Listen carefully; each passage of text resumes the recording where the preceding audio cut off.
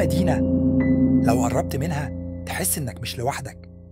الشارع فاضي بس في صوت ماشي وراك. سيفار، المدينة اللي ناس بتقول إنها مسكونة من آلاف السنين. اشترك في القناة واضغط لايك وصلى على النبي علشان القصة الجاية يمكن تكون عنك. ويلا نبدأ الحكاية. أنا اسمي سامر وبحب المغامرة والتاريخ، بس اللي حصل لي في مدينة سيفار خلاني أفكر 1000 مرة قبل ما أسافر تاني. كنت في رحلة بحث عن حضارات منسية لحد ما وصلت لتقارير عن مدينة في جنوب الجزائر، مدينة حجرية اسمها سيفار. بيقولوا إنها أقدم من الحضارات المعروفة. ركبت عربية دفع رباعي وسافرت مع فريق صغير. الطريق كان صعبة وحرارة الصحراء لا تطاق، بس أول ما دخلنا سيفار الدنيا سكتت. مباني حجرية ورسومات على الجدران غريبة جدا، فيها كائنات مش بشر ولا حتى حيوانات، شخصيات لابسة خدات وكأنها جاية من كوكب تاني.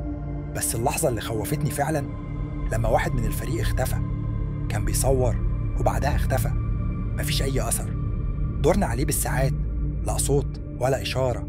بس الغريب الكاميرا بتاعته لقيناها وفيها لقطة أخيرة، لقطة لوش غريب بيبص للكاميرا. وش مش بشري لكن عينيه مليانة حقد. خرجنا من هناك فورا وما رجعتش أبدا. بس لو نفسك قوية وسافرت سفار، إياك تبص وراك لو سمعت حد بيناديك.